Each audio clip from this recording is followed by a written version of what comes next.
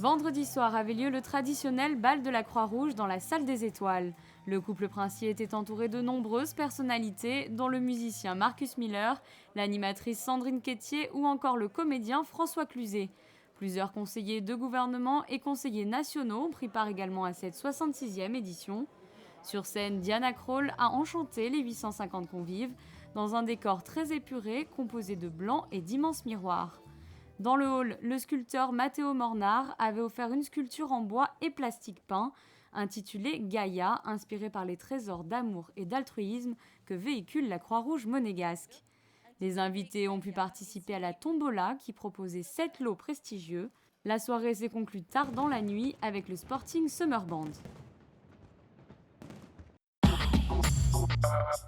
Si vous êtes amateur de cirque et de gastronomie, ce spectacle est fait pour vous. Le Circus Dinner Show a investi le chapiteau de Fontvieille pour la 3e année consécutive. Le concept est simple, une soirée mêlant dîner gastronomique et numéro de cirque. Près de 200 personnes étaient réunies vendredi soir à l'occasion de la première du Circus Dinner Show 2014. Sur la piste, les trapézistes, les Sorellas, le jongleur Picasso Junior, la troupe Bingo ou encore Steve Elecki. Tous ont fait le show pour le plus grand bonheur des spectateurs. Moi je suis un passionné de cirque, je suis un passionné de gastronomie et on a un bon amalgame des deux événements et donc pour moi c'est quelque chose de formidable. C'est vrai qu'un dîner d'un grand chef agrémenté d'un beau spectacle, c'était vraiment une bonne soirée. Excellent, vraiment une belle soirée, bien détendu. Voilà, espérant un spectacle vraiment super. Oui, ça nous a plu. J'espère qu'on reviendra. Formidable. C'était magnifique, oui, très bien. Tous les numéros présentés ici sont de grande qualité, mais Picasso et le jongleur m'enthousiasment à chaque fois que je le vois. Le Circus Dinner Show, c'est aussi un défi de taille pour Philippe Johannes et ses équipes du Fairmont Monte-Carlo qui élaborent le dîner gastronomique avec une contrainte majeure. Il faut bien se caler au spectacle, il faut que le timing soit précis. Il y a un choix en plus sur les plats entre la viande et le poisson. Donc il faut que tout ça, ça puisse être bien coordonné. Et je pense qu'aujourd'hui, on a été prêt en tout cas pour que la coordination se fasse à merveille. Une trentaine de personnes a œuvré en salle pour servir les plats, une quinzaine d'autres s'affairaient en cuisine. Le Circus Dinner Show, c'est tous les soirs jusqu'au 24 août à partir de 21h.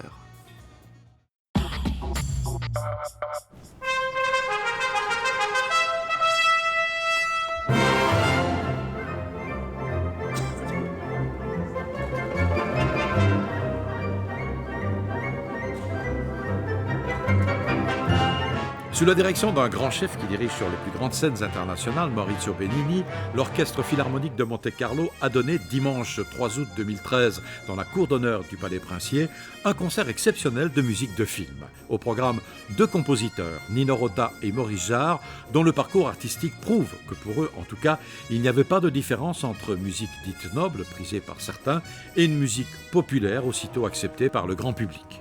La musique de film, est-ce que c'est une musique mineure pour vous ? Non, absolument. J'ai pensé pareil, moi, quand on a décidé de faire ça, mais c'est vrai que j'ai trouvé qu'ils sont... c'est comme de la musique classique, c'est pareil, parce qu'ils écrivent vraiment très bien.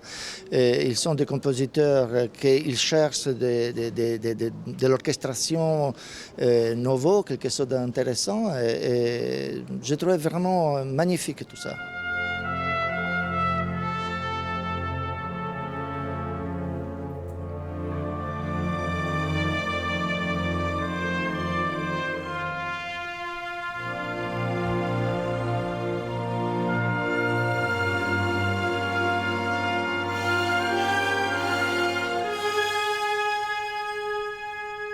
Nino Rota, avant de signer toutes les musiques de films de Fellini, de travailler également pour Visconti, René Clément, Francis Ford Coppola, eut pour compagnon d'études à Philadelphie Samuel Barber et Giancarlo Menotti.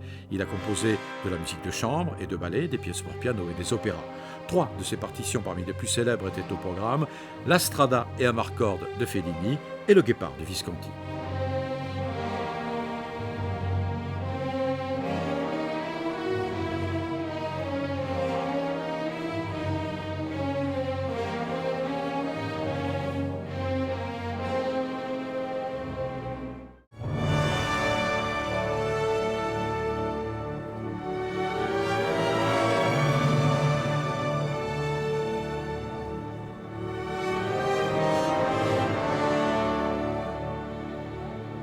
Maurice Jarre, lui d'abord élève d'Honegger, a composé la musique de plusieurs spectacles pour le TNP de Jean Vilar et Gérard Philippe, avant d'être appelé par le cinéma en France, puis aux États-Unis, d'abord par David Lean, pour Laurence d'Arabie, qui lui a permis de décrocher un premier Oscar. Les succès se sont ensuite enchaînés, Les damnés de Visconti, Leto d'Hitchcock, L'homme qui voulait être roi de John Huston, Le tambour, Le cercle des poètes disparus, puis 2 Oscars encore pour Le docteur Givago et La route des Indes, toujours de David Lean. Comment vous faites pour que les musiciens, non seulement vous respectent, mais aiment travailler avec vous? Parce que c'est le cas. Ah bon, moi j'aime travailler avec les musiciens. Normalement, je travaille seulement avec les grands théâtres et avec les théâtres avec lesquels j'aime travailler. Et bon, c'est le respect. Moi, je respecte les musiciens et eux, ils respectent moi. Et ça, c'est important. Mais pour le reste, c'est important d'avoir le plaisir de jouer ensemble, de faire la musique ensemble. Et je trouve qu'ici à Monaco, j'ai trouvé ça, un orchestre formidable, que c'est un grand plaisir de jouer ensemble. Comme la même chose au Metropolitan, au Covent Garden, à Paris, dans tous les grands théâtres du monde. Normalement, quand on a le respect de la musique et des musiciens, ça c'est bien.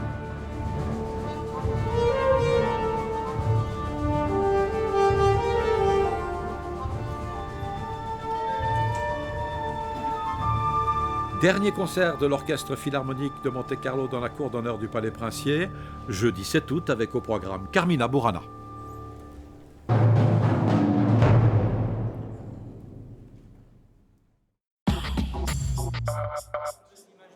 Elle était à Nice, la voici à la cathédrale de Monaco. L'exposition Imagine du maître italien Lorenzo d'Andrea a pris place dans le déambulatoire.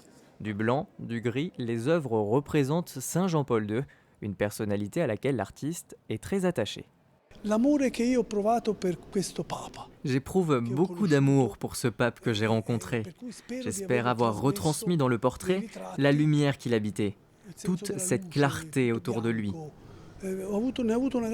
Avant, je vivais dans l'ombre et quand je l'ai connu, tout s'est éclairé. Âgé de 71 ans, Lorenzo d'Andrea n'a jamais cessé de peindre depuis ses 17 ans. Il maîtrise de nombreuses techniques et utilise différentes matières. Peinture à l'huile, pastel, acrylique, la diversité est au rendez-vous. Réussir à peindre Saint Jean-Paul II n'était pas une mince affaire.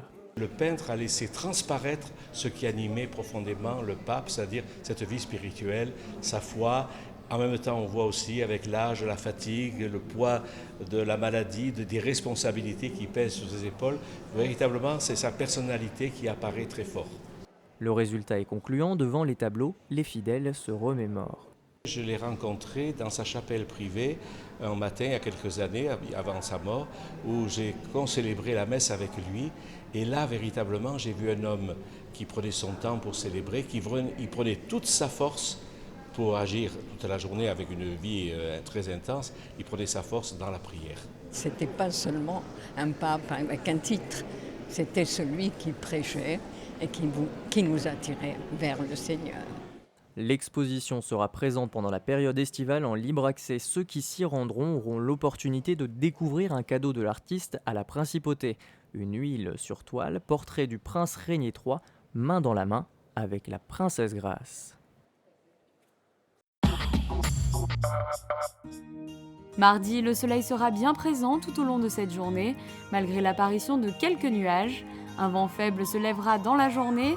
Du côté des températures, il faudra compter 23 degrés au lever du jour et 27 degrés dans l'après-midi. Mercredi, ciel bleu avec de rares nuages. Le temps sera assez chaud avec peu de vent.